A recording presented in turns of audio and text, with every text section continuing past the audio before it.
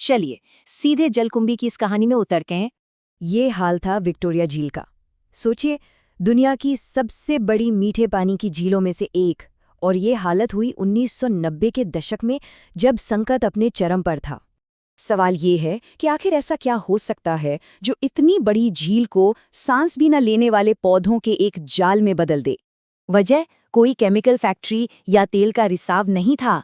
नहीं, वजह थी ये जलकुंभी, एक ऐसा पौधा जिसके खूबसूरत बैंगनी फूलों की दुनिया दीवानी थी।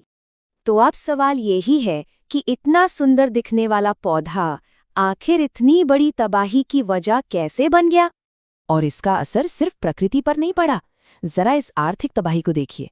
विक्टोरिया झील के आसपास के कुछ इलाकों में तो मछली पकड़ने का काम 90% तक बंद हो गया। मतलब पूरी की पूरी अर्थव्यवस्था ही बैठ गई। मतलब ये सिर्फ एक पर्यावरण से जुड़ा संकट नहीं था, ये तो अर्थव्यवस्था, इंफ्रास्ट्रक्चर और लोगों की सेहत सब पर एक साथ हमला था।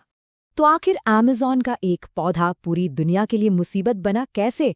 चलिए इसकी कहानी देखते हैं। और यहीं से असली बात समझ में आती है। देखिए, दिक्कत पौधे में नहीं है, दिक्कत तब होती है जब ये पौधा अपने प्राकृतिक घर से, अपने इकोसिस्टम से बाहर निकल जाता है।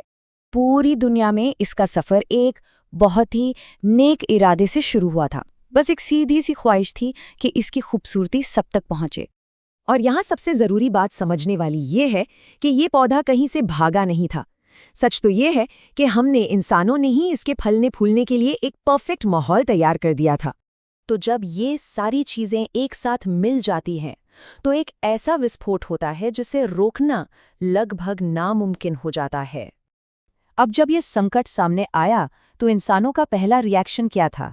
यही कि इस पौधे के खिलाफ जंग छेड़ दो। लेकिन बहुत जल्द ये साफ हो गया कि ये तरीका काम नहीं कर रहा था। और यहीं से शुरू हुई एक ज़्यादा बेहतर, एक ज़्यादा समझदारी भरे समाधान की खोज।